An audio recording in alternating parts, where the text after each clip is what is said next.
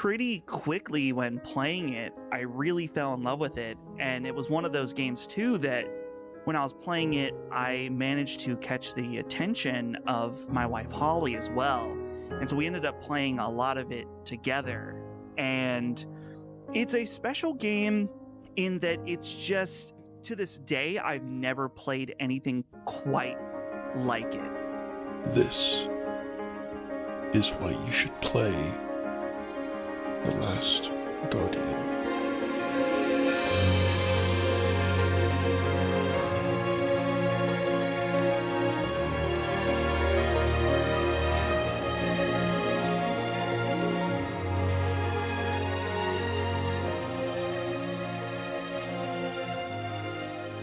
Well, hello, and welcome to another episode of Why You Should Play.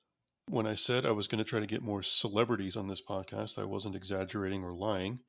My attempts to blackmail, bribe, and seduce bear more fruit because today's guest, he is another person that wears many hats, both professionally and personally. He is, first and foremost, and I would say probably most importantly, he would say as well, he is dog dad to Frisk. He is a fan of Chipotle, which he affectionately calls Chippers, which I appropriately had for dinner a few moments ago. He is a fellow physical games Chad and retro collector. In terms of video game fandom, it is Tomba and From Software, among a few others. And most prominently, he is executive producer at Last Stand Media, including co-host of Sacred Symbols, and the primary host of Punching Up. He is Dustin Furman. Dustin, welcome to the show. Hello, thank you for having me. And I gotta apologize. You had to delay having a celebrity on. You had to just settle for me. But I appreciate it. And quite the, you got all the intricacies of my persona down, really, with all that. So I'm happy to be here and even happier to be talking about a certain game at hand.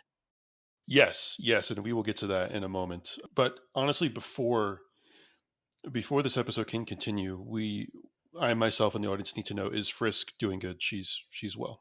Frisk is doing absolutely fantastic. She Wonderful. is happy because right now, I talked to you briefly before the show, but my parents are here because they are getting ready to go to Las Vegas this coming week. And so we're going to be watching their dogs. So she's not the only dog in the house right now. So she's just been running around trying to annoy my parents' dogs as much as possible and succeeding at doing that. But yeah, she's doing just fine. She was at the vet yesterday. She's doing, totally fine. No problems. So thank you so much for asking. She'll be happy to hear that.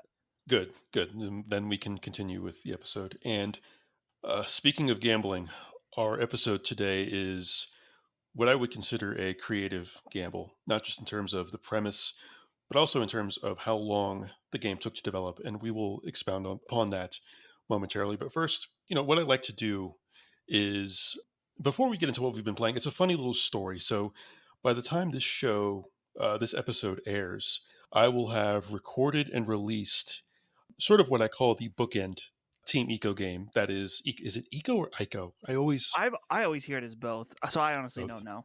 I'm going to say Eco. I think that's what I've always thought it was. That's Eco, but I've heard well. Ico, so I don't know. Yeah, so by the time this episode airs, I will have recorded and released an episode on Eco, which is Team Eco's first game with the esteemed content creator known as Real Radic. And as it so happens, Real Radic, you appeared on his show recently. A great conversation that covered a wide range. I was amazed at the comprehensiveness of the subjects that he covered. And as it so happens, I reached out to Radic and I said, hey, what, because I don't want to put my potential guests on the spot. I don't want them to be on this show without talking about a game that they really, really, truly evangelize for. And I said, Radic, what are some games that you want to evangelize for? And one of the games that he listed, as it so happens, was Eco. And I was like, that's cool. I can do that one. It's been a long, long time. And then you, obviously, one of your games was The Last Guardian. And I'm like, well, with you appearing on his show and you two kind of recommending bookend games, I think, well, the world is a funny place. It's the circle of life, honestly. So I like to think that all this was meant to be. It was some good karma. So it makes it extra special that fortune favored us on this. But Let's get into it. As a soft opening for every episode, what have you been playing? Right now, it is just Baldur's Gate 3 for the most part. Just trying to navigate and figure out how to even play it. Not that I feel totally lost, but I realized, last week on Sacred Symbols, I made fun of Chris because he's really save scumming the game. He's trying to roll to unlock a chest, and if he doesn't get the roll he wants, he immediately restarts. And I'm not doing that. I'm trying to play the game, trying to not confuse myself. So I'm not necessarily save scumming everything, but there are a few times where I'm like, oh, that did not do what I thought it was going to do. I don't understand fully the mechanics of the game. So I've been save scumming a little bit, but overall just having a fantastic time, a way better time than I would have ever thought with Baldur's Gate, just because I'm not normally into those types of games, but I'm having a good time with this one. And I'm like 20 hours in and I'm still on Act 1. So, it's a pretty beefy game when it's like that. Yeah, I totally understand that. I understand wanting to experiment with the mechanics because there is so much involved with the game and choice and consequence, not just in dialogue options, but choice and consequence in how you experiment approaches to combat or other sort of character or environmental interactions. It's a lot of trial and error, honestly. I totally understand that, but with the sort of choices that I make, I am just going to go full embrace the chaos with that. Whatever decisions I make, I'm going to go with. Because I feel like that's the most organic way to play those games. Obviously I've died in a couple of battles, and that's just because I didn't sort of use my imagination. There's one battle early on where I noticed a barrel and it was kind of accented in red, and I'm like, you know what? There's some video game history there. That barrel probably explodes, based on my decades. And sure enough, it exploded and blew up 4 out of 6 of the enemies, and it totally flipped the tide of the battle from where I went, oh no, I'm going to get overwhelmed and swamped, to, oh, I have this in the bag now. So yeah, I'm excited to keep playing more of it. It is certainly a beefy game. I mean, there's another massive RPG that takes place in space that's looming. Right. But it's going to be some RPG goodness for the rest of the year between those two games. So now that we have that out of the way, this first sort of topic that I want to do with every episode as well is part of when guests propose a game. I feel like Last Guardian I believe it's among your top 10 games of all time, correct? It definitely was at one point. Honestly, it's been a while since I've evaluated that list. So let's just say yes, it is. Let's say it's among your favorite games of all time. Oh, yeah. And so I feel like when people have certain games in that rarefied air of their taste, I feel like everyone has a personal story with the game, right? So do you have a personal story with this game? What goes beyond just the game itself that you revere it so much? The funny part about this game is that I think a lot of people that went into this game had a lot of history, specifically with Ueda games and maybe Shadow of the Colossus specifically. And at the time when I played this game and it came out, I had not played Shadow of the Colossus at all. In fact, so I didn't really know what I was getting into. I just knew that I was intrigued by, the game and the mechanics, but also just this character of Trico, the giant bird dog. And it was a game that I knew I wanted to play, but it's tough because sometimes when, particularly this time, I wasn't in the media space really at all, but you see all the reviews come out. Some of them are really positive and some of them are really negative. Some people hate this game. So it was tough back then because I was like, oh man, do I really want to spend $60 on this game when it's possible I might not like it at all? And pretty quickly when playing it, I really fell in love with it. And it was one of those games too that when I was playing it, I managed to catch the attention of my wife, Holly, as well. And so we ended up playing a lot of it together. And it's a special game in that it's just, to this day, I've never played anything quite like it.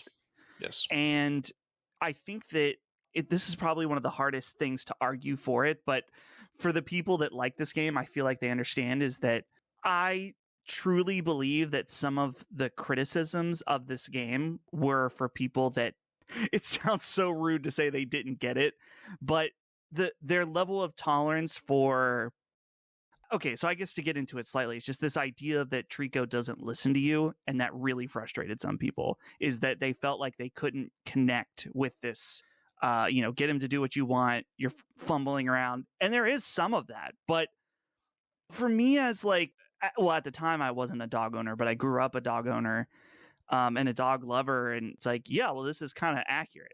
Like, this is what it's like. And it's about like growing that bond. And that's one of the things that the game does so well. So there's no, crazy particular story other than just playing it. And I was like, man, I don't know what people were talking about when they said they didn't like this game. And then I guess to just kind of top it off to finish out here is just, I did end up playing Shadow of the Colossus, specifically the remake a few years later when that came out. And I think that's a great game. I think it's awesome and has a lot of great ideas, but it didn't hit as hard as Last Guardian did for me. And I vastly prefer Last Guardian to Shadow of the Colossus. And, I understand that to some people that's like probably a wild, crazy take, because so many people revere Shadow of the Colossus, and I get it because I think that game's awesome. But I don't know if it's just something that was my first Ueda game, and that's the one that just hit me at the right spot in the right time. I totally understand that. And I think it's a testament to Ueda that Last Guardian does have that very specific emotional impact, which we'll expound on more later on in the episode. Yeah, I totally get it. And it's funny that you reminded me. I thought about it earlier, but I forgot to put it in my show notes, is that while I was replaying this, I was actually dog sitting a dog myself. Oh, nice. So I was going from like playing Last Guardian to going over and feeding the dog, making sure it had water, making sure it went outside. And it was just like overjoyed to see me wagging its tail because it knew I was going to feed them and pay attention to them. And so, yeah, it's funny how games sort of really hit a very time and place for us. And I know when I was doing research, I noticed that you did, in fact, prefer Last Guardian over Shadow of the Colossus. And I thought, well, that's even more interesting of a guest to have on, because Shadow of the Colossus is, people that love it have it among their favorite games of all time as well. Right. But I think all of Ueda's games, I would consider them works of art, and which is a good segue because I want to delve into a little bit, kind of a little background information on this man named Fumito Ueda and his team, was then called Team Eco. First of all, if any of you haven't seen a picture of Fumito Ueda, he is a very, very handsome man. I need to look this up. Yeah, he's especially with longer hair. I'm like, oh man, he's a borderline movie star. Very, very handsome. So while you look it up, I'll go into a little bit of academic history stuff. Yeah, go for it. Fumito Ueda joined PlayStation. He joined the PlayStation banner, and Team Eco was founded in 1997.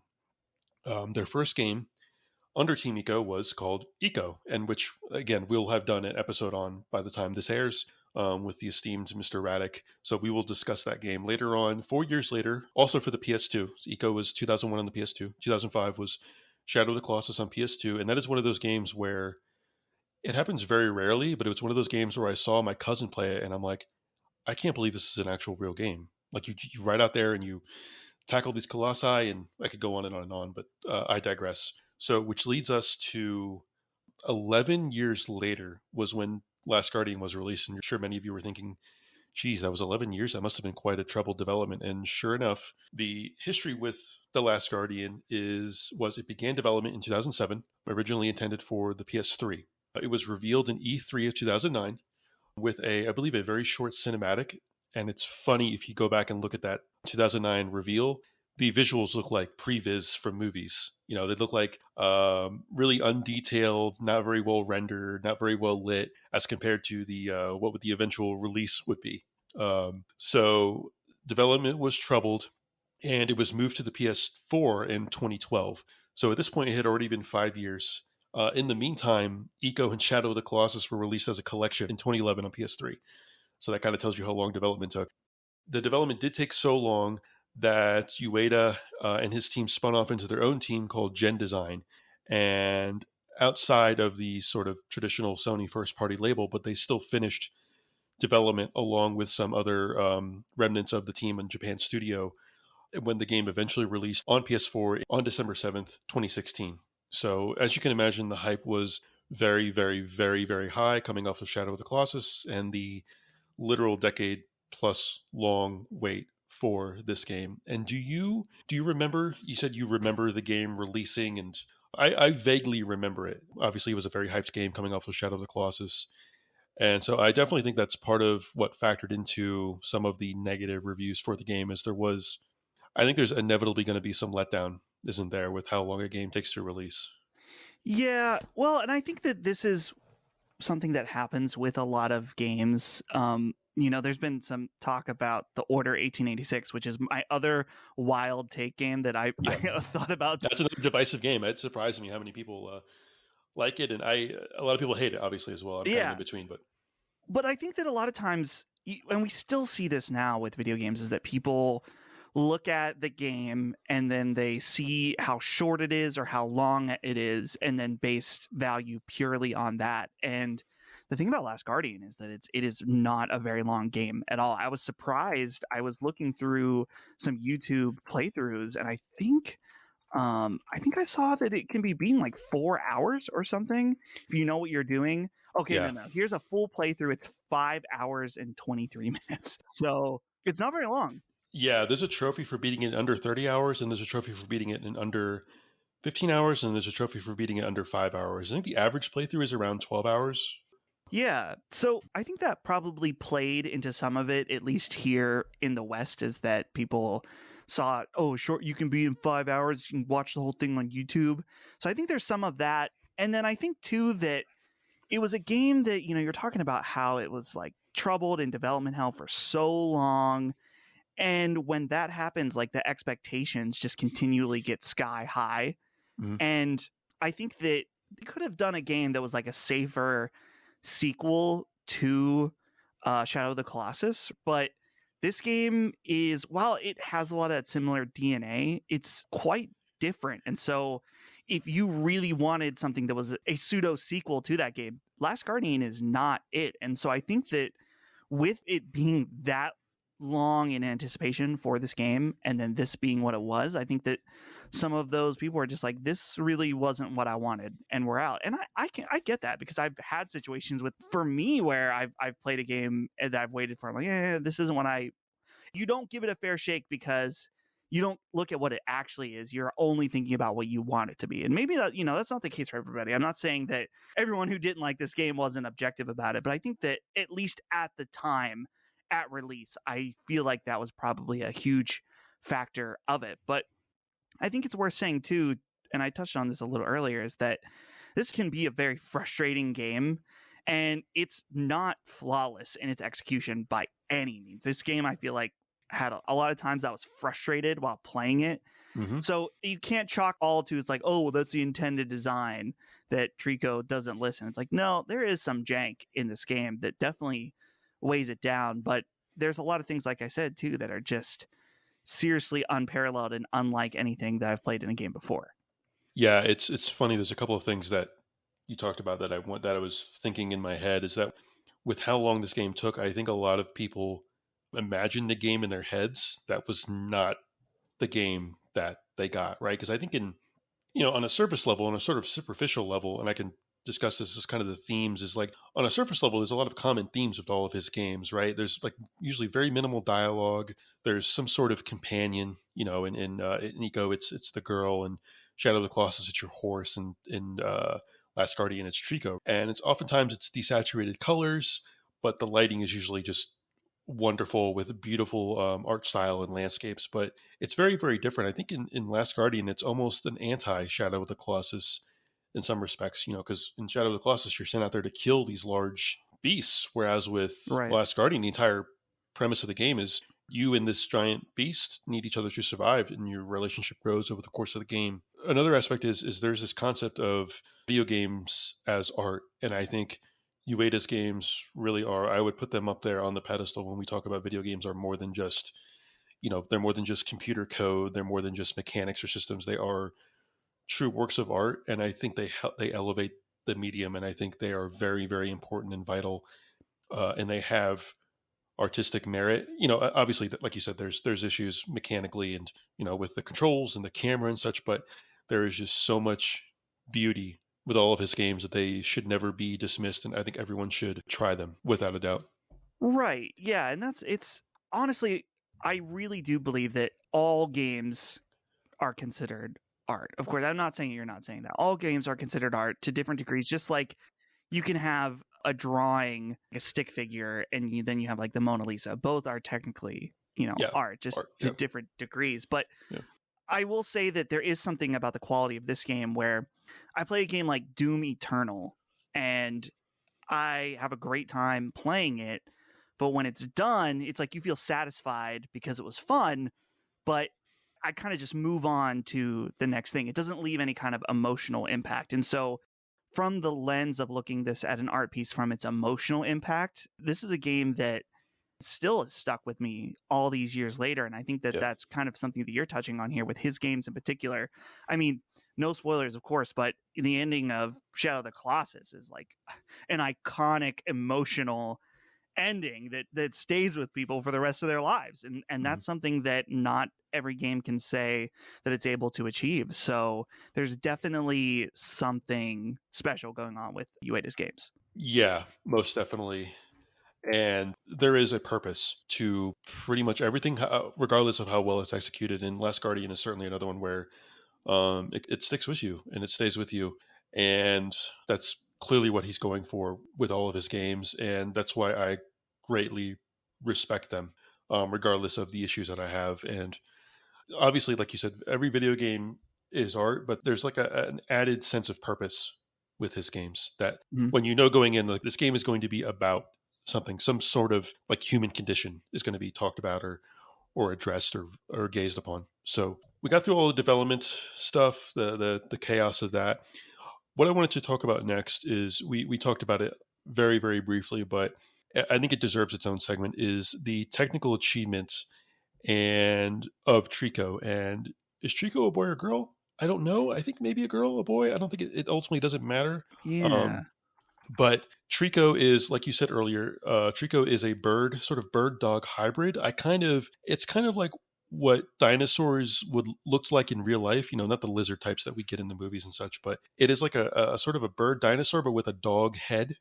And it's very, very large, but the technical achievement is still astounding to this day. I mean, this game is coming up somewhat close to 10 years old. It's 7 years now, and it's still astounding. The movement of specific feathers, how the wind affects the feathers, how the light hits Trico and the feathers, and also just its animal gestures. It scratches itself, it rolls around, and like when it rolls around in water, the feathers get wet.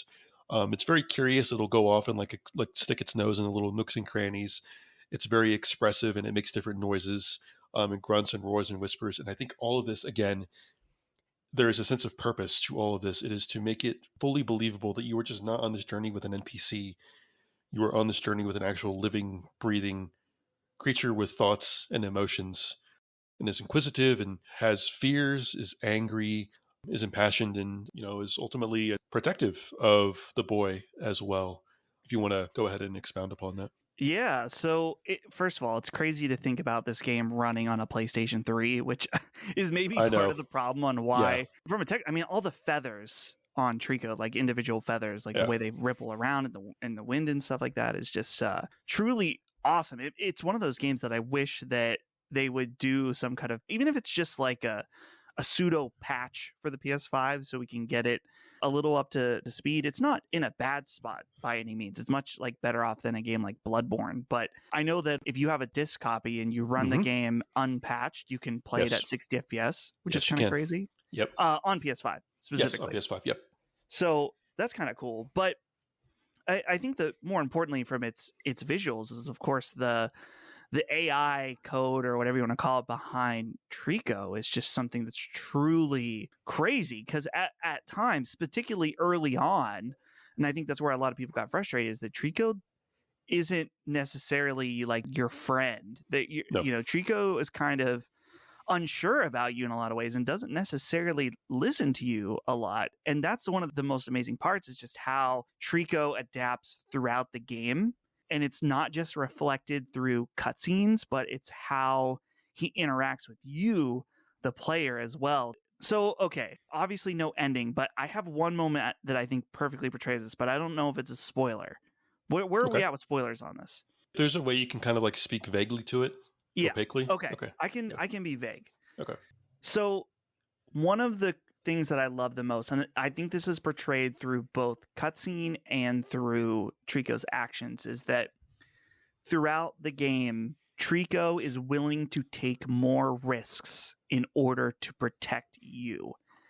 And this is portrayed a lot of different times. There's one moment in particular I won't get into that just like when it happens, you're like, dude, Trico is ride or die for me, and I'm ride or die for Trico, because there's just throughout the time you've spent together, this moment happens. You're like, wow, this is awesome. You're having this connection with this bird dog in a video game, but that's one of the things that makes it so special is how lifelike and how spirited he feels, even though, of course, it's not real.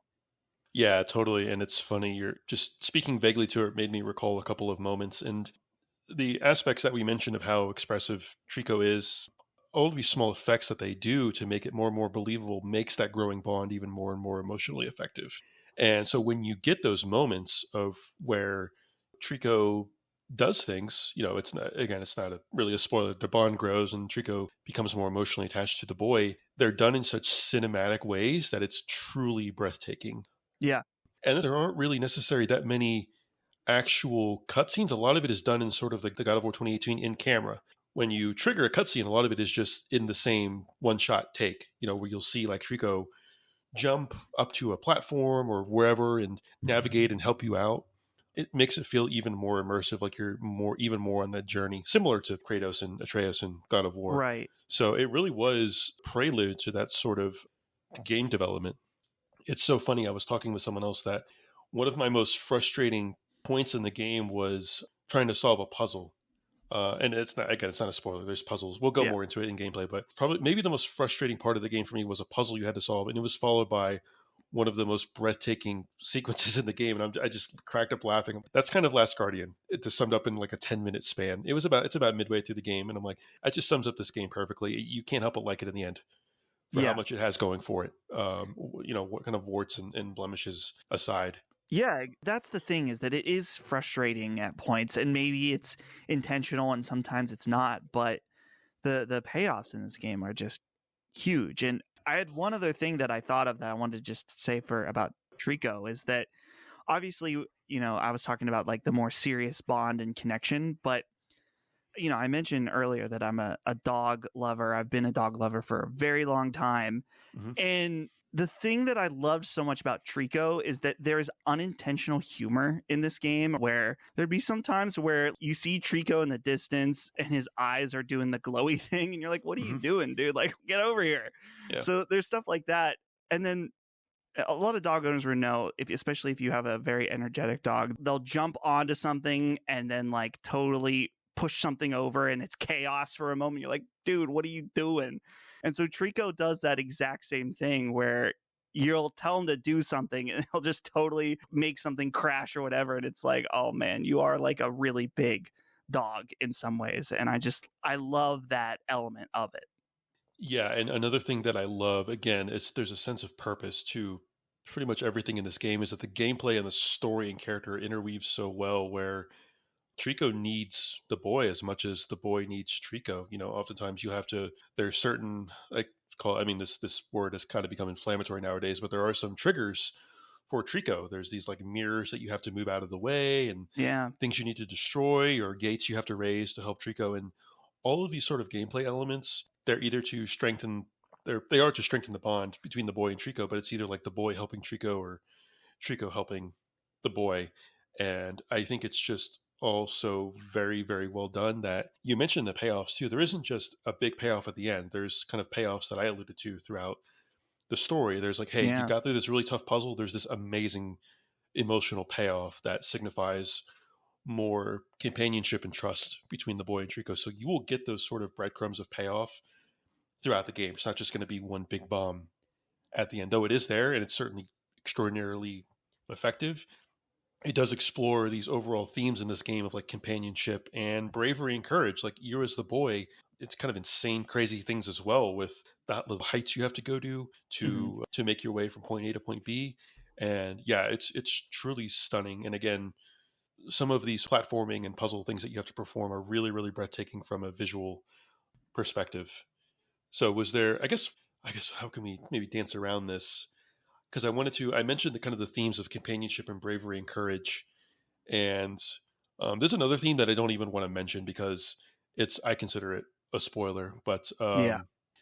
yeah, was there kind of anything else that you can talk about without spoilers that kind of delves into their relationship? I'm trying to You have think. to feed Trico. Duh, you have to feed him. He's an animal, you know. Yeah.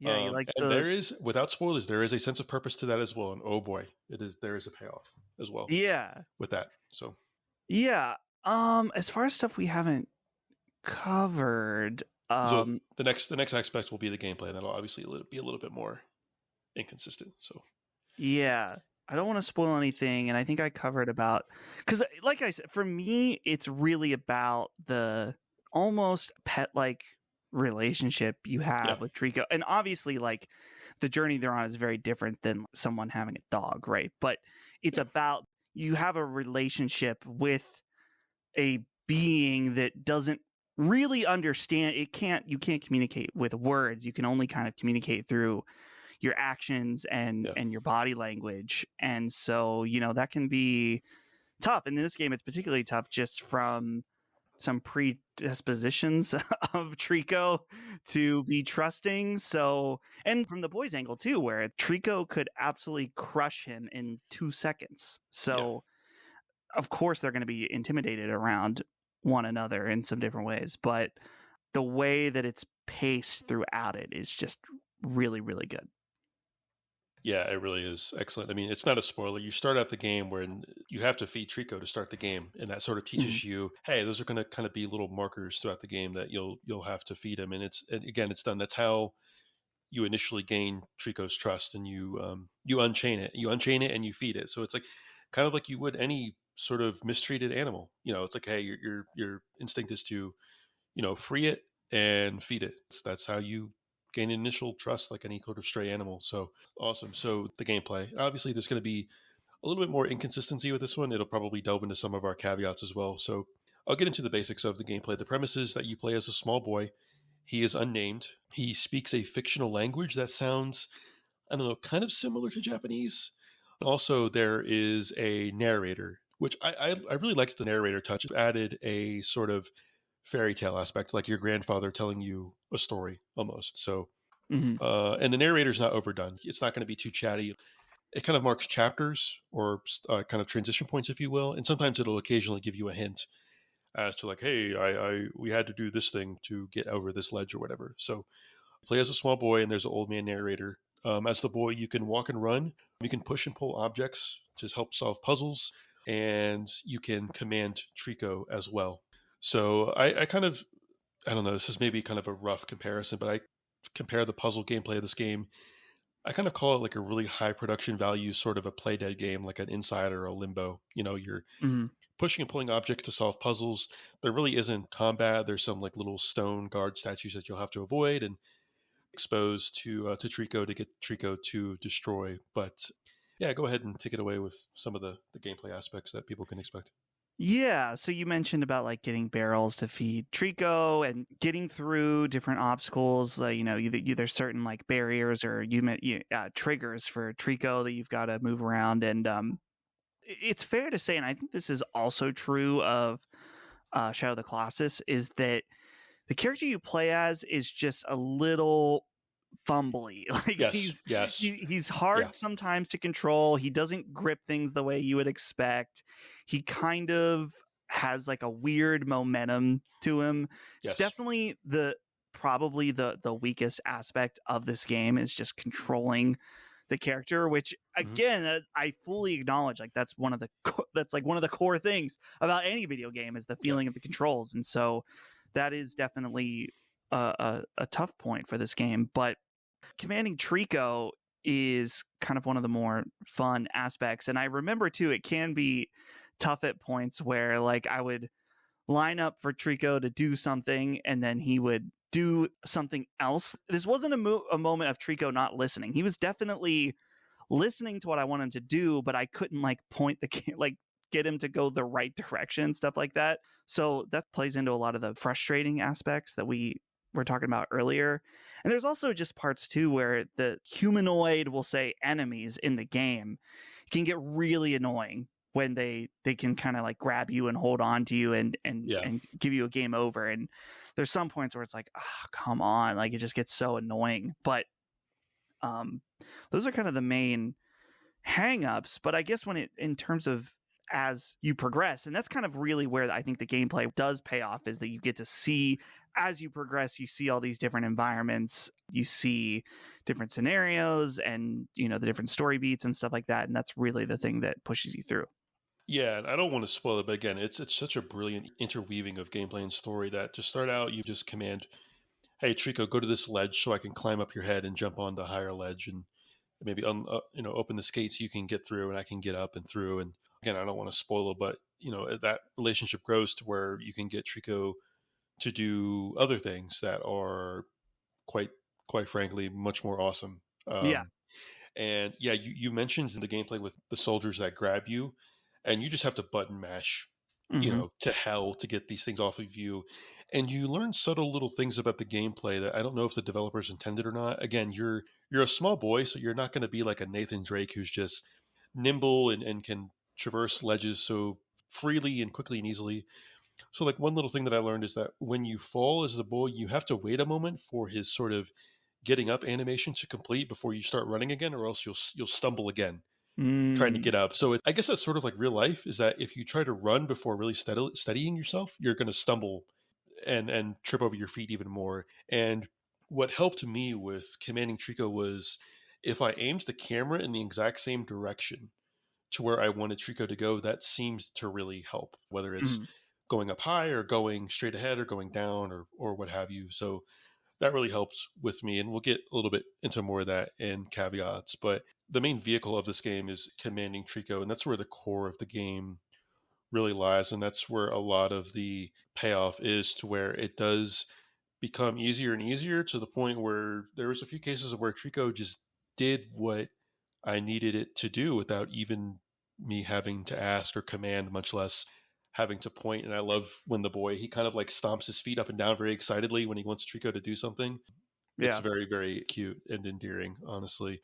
I can't really think anything else. I mean, the gameplay, again, is very minimal. Yeah, without spoilers, there's things that just, again, the interweaving of story and gameplay just has massive, massive payoffs at the end. And was there anything else that you can remember that you wanted to point out with the gameplay itself? No, nothing. I think we covered it pretty good, because like you said, it's not like I mentioned like Doom Eternal. It's not like there's all kinds of mechanics and crazy stuff going on. It's very much a story focused, puzzle focused game. Yeah, and the puzzles are very, very light. It's like, you know, you'll have to figure out ways to open a gate or to get up a ledge. And I think if you feel like you're stuck somewhere, especially outdoors, the solution more often than not is to just get on top of Trico and point to like a nearby ledge, and you'll probably be aimed in the right direction and where to go. Which leads into the caveats of the game, which are mostly gameplay focused. Where I kind of joked that the elephant in the room, or rather the sort of bird dog, is Trico, right? It can be very frustrating. I feel like that is the primary filter point, if you will, for a lot of people in the game. It's like how well can they adjust to having to navigate the commanding of Trico, because like you said, it is rough early on. Like you have to tell him like 2 or 3 times, and he's slow. Maybe he'll like scratch himself, or he'll look off in the distance, or he'll won't quite go to the right ledge that you want. But it does take time. Do you have any specific stories, I guess, without spoilers? I think you mentioned a couple of them, but was there anything that you wanted to elaborate on with commanding Trico? Yeah. So I like right now as we're talking, I just have one of those long plays up, and I'm remembering a few different things. And one of them, aside from the stuff that I already said earlier, is like there's a few different parts where you're trying to get to a ledge. And so you get on Trico's head, and the goal is to get him to stand up and kind of lift you up to a ledge or something like that. And I remember, and I don't know if this is because I played the game when it came out, there's a few times I'm like, come on, dude, up, do it. Come on, let's go. I need you to lift me up. And he just stands there.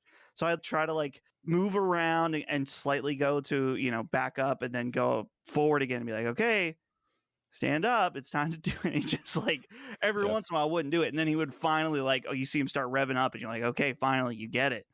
So instances like that. And I think too, the thing I remember from looking at gameplay videos, there's a couple points where you're like on different ledges or on like something that hung by a chain that you're just trying to like jump. Some of the platforming stuff is a little too ambitious for the game's controls, but nothing too unmanageable, I would say. Yeah, and there were a lot of cases where, like, I kind of knew my experience of playing through the game. I kind of understood that even when Trico does do the right thing, it oftentimes takes a few seconds. Like Yeah. it's almost as if it's a massive input delay, but like you kind of have an inkling that Trico's going to do what you want it to do, but it does take a few seconds. And yeah, I'm not going to sugarcoat it. There are a couple of points. There's one where you need Trico to basically claw at something to help open a gate so you can place something underneath it. That was like a massive point of annoyance for me. And there's another one without spoilers where you get stuck and you need Trico to do something very, very specific to free you. And it can be very, very aggravating because it involves the camera as well. And that's another caveat of this game, is that there are a lot of tight spaces just due to the nature of you're going through these pathways inside these temples and such, that Trico is very, very large and barely fits in. So when you try to move the camera around, there was one time where my screen went entirely black because the camera was just blocked, and I thought my game had frozen. I'm like, oh God, did I just freeze the game? But I had to move the camera so far to reorient and to be able to see the actual game. So yeah, the camera as well is something that I also get. And I think with the patch, it fixes some of the camera issues. I think there was some dead zone issues with the camera to be able to make it more smooth. But yeah, it's just another aspect of if you're trying to command Trico and you're trying to move the camera and you're trying to move the Bore, all of these things at once can be incredibly frustrating. And, like we've discussed, I totally get it. Did you have any issue? Do you recall? Did you have any issues with the camera? I'm trying to remember. I'm sure I did, but no specific moment comes to mind that I could think of. I even went back and watched a couple of reviews as well, and it's just decided, I'm sure if you've done reviews before, I think you have for your former awesome Handsome Phantom network. HandsomePhantom.com, it from the HP podcast. Wow. You did some research. I do my own research, but maybe you did this when you did reviews. You kind of look at other reviews and you're like, well, was I going crazy with this opinion or this perspective? Like, was I off base? Yeah, and that's what I kind of did after I was done replaying it. I'm like, okay, there was some issues with the camera. I wasn't going crazy, and like I said, it's only in the very interior tight spaces that you have to maneuver in. So it can be tough, but it was very sporadic. We kind of covered the caveats along with the gameplay, so it wasn't too much that separated. But I will say there are a couple of positive caveats. One of them you touched upon already is that if you have the disc version of the game, because why wouldn't you? You should keep games physically. If you have the physical version of the game on disc and you have a PS5, you can play the game.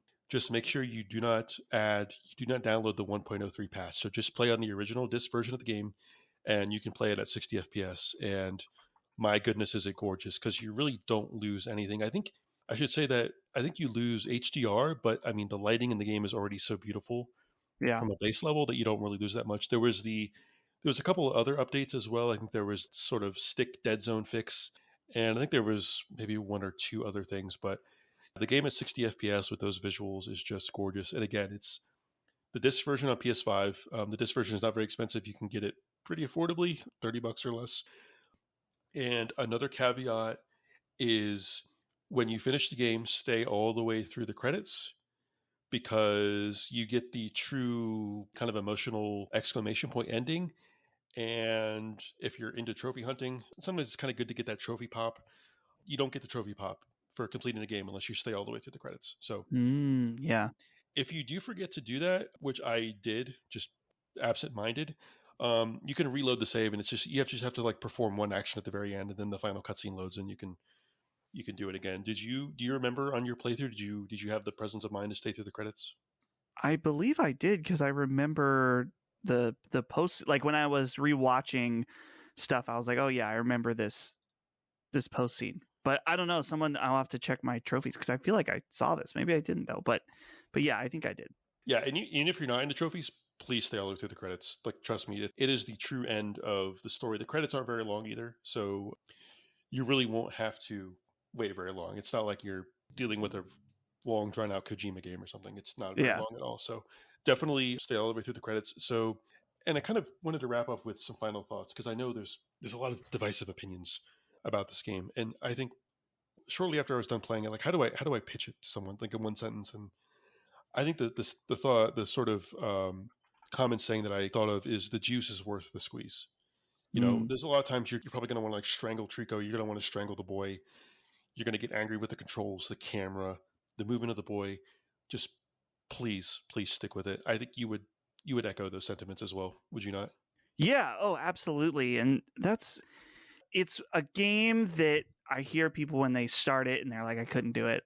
I somewhat get it, but I also think like, man, if you would have just had a little more patience and gotten through it's worth it. Like you said, the payoffs are totally there. And honestly, maybe my memory is failing me, but I really felt like there are some parts that are annoying for sure, but I never felt like, oh, this is unplayable. No, I think that it was definitely somewhat exaggerated.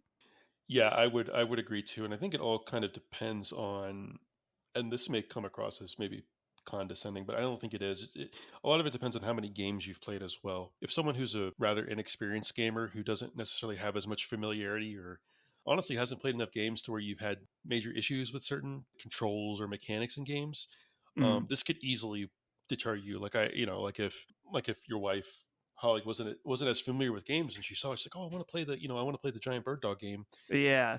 And they have trouble with like a 3D camera, or they have trouble with the bird dog doesn't do exactly what you want it to do all the time on the first attempt. You can certainly nope out of it, despite how gorgeous and beautiful and endearing the sort of dynamic between the boy and the dog can be.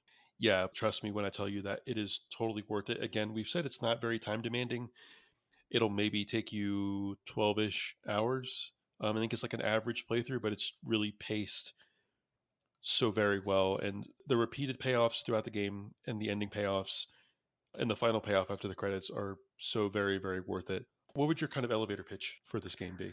So this isn't going to hit for everybody, but for like-minded people, I guess, we are drowning in a world of very similar games. And don't get me wrong, I love all kinds of games. I played, Call of Duty Modern Warfare 2 for over like 100 hours last year.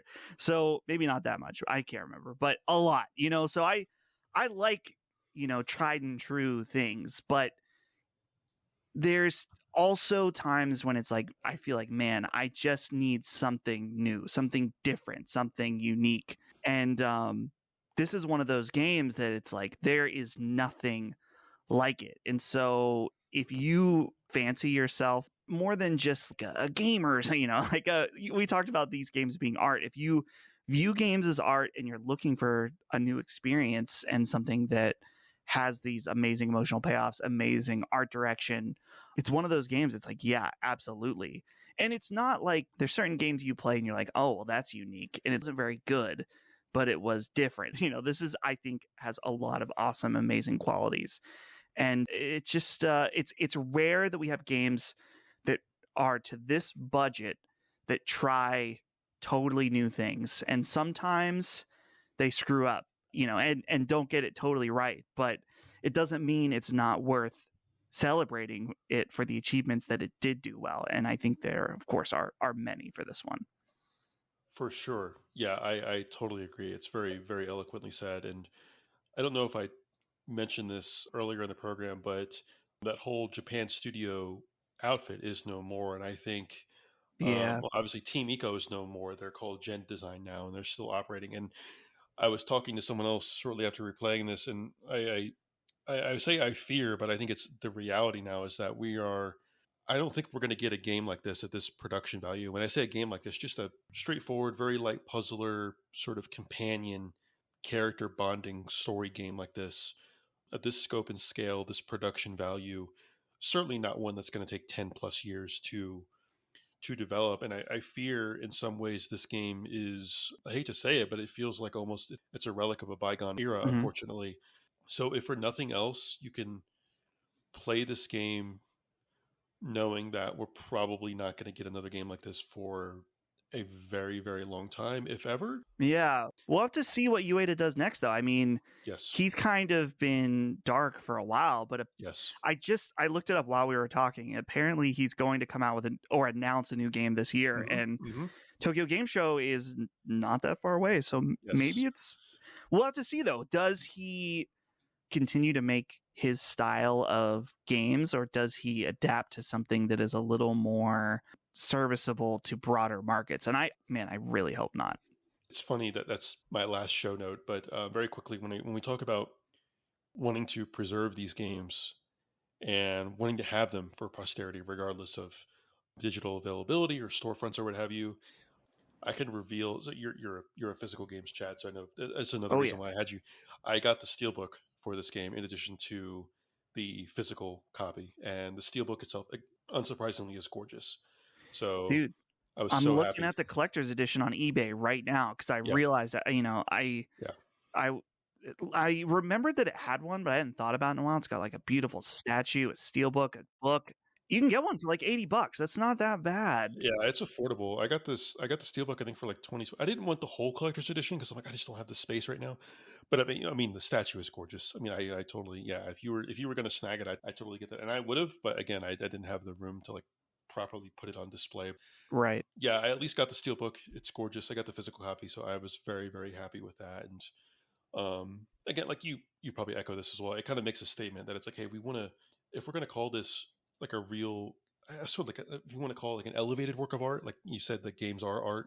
All games are. There's certainly an elevated aspect to this, and I think there's something to be said for preserving true pieces of elevated art like that. And the final note I have is that looking forward for Ueda and Gen Design, yeah, the last update I think was earlier this year, where he said he was hoping to be able to reveal the game this year. I think there was one or two pieces of concept art that I think do sort of straddle that line between looking like a Ueda game, but also potentially being something new, which I think is exciting because I think after 10 years, I wouldn't necessarily expect him to do something that is necessarily has the exact same look of a Shadow of the Colossus or an Eco or a Last Guardian, but still kind of has that Ueda overall aesthetic to it.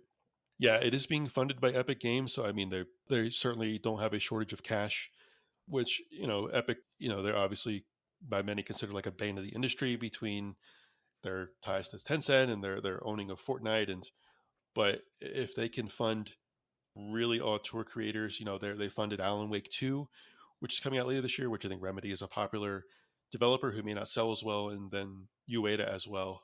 Whatever this man and his team makes, I will try my best to be there day one, and I think you would be the same, would you not? Oh yeah. I can't wait to see what he's showing off. Let's see, it's been again, it's going to be close to 10 years, so whatever he's working on. Any final thoughts?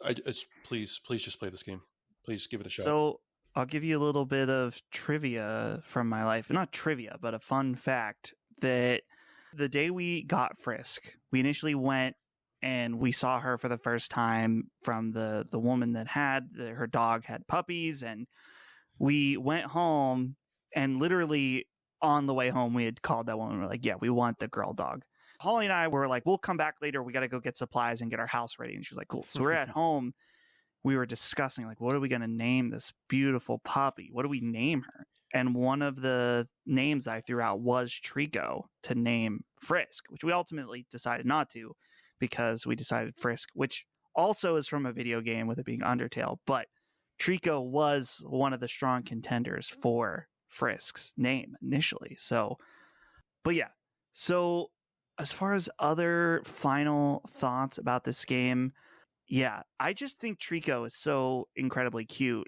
And I guess this ties into what I just said about Frisk, is that looking at this game and looking at the gameplay again, like remembering playing through it, I'm like, oh man, so many things that I'm like, oh, what if it was like a big Frisk? It kind of reminds me of that. So I love this game. I hope more people check it out, especially if you listen to this podcast. Please give it a listen, or not give it a, well, give this podcast a listen, but give the game a try, and you can get it super cheap. So why not?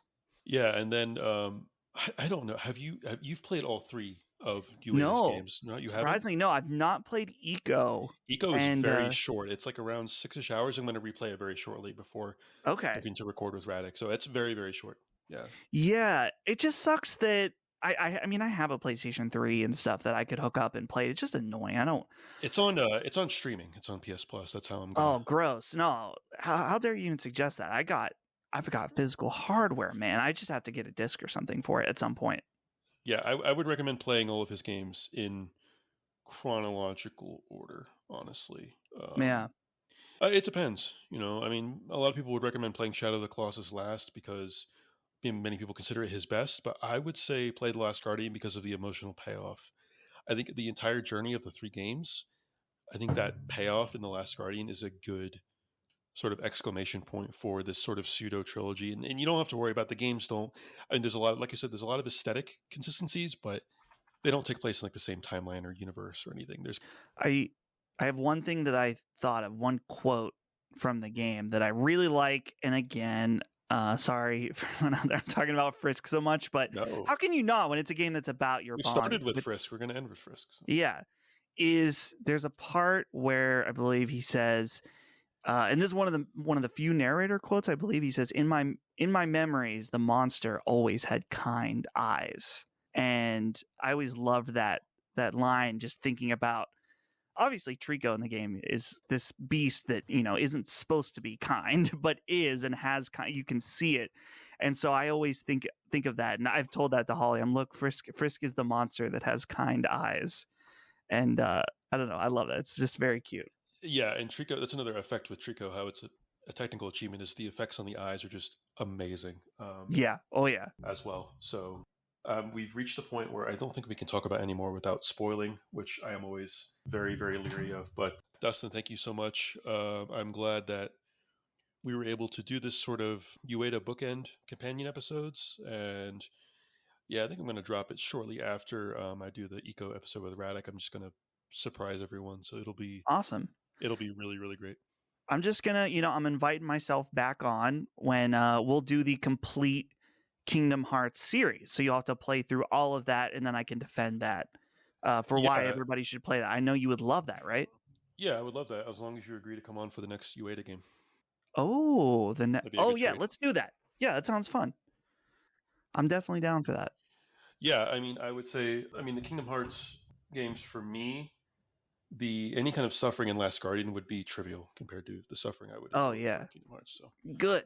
It would be a true trial. But no, I actually have joked with people that when I do get around to like playing all the Kingdom Hearts games, I would stream them just to like, maximize the entertainment. So, right. Yeah. Just put your suffering on display for everybody. That's the way to do it. Yeah. People's pain is funny. I mean, that's just how it is. But no, Dustin, thank you again. I will let you get back to your lovely parents. Is there any lasagna left over? Your mom's lasagna? There is a little bit. And they're leaving tomorrow morning. And so I was like, sweet, I'm going to get these leftovers all to myself. And then my dad's like, well, I might eat it for breakfast. I was like, eating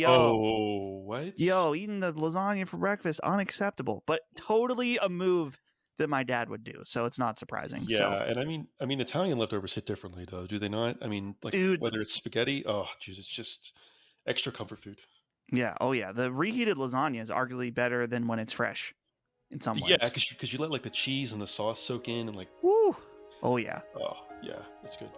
But no, thank you again, Dustin. Thank you to all of you out there listening, and we will see you next time. Yeah.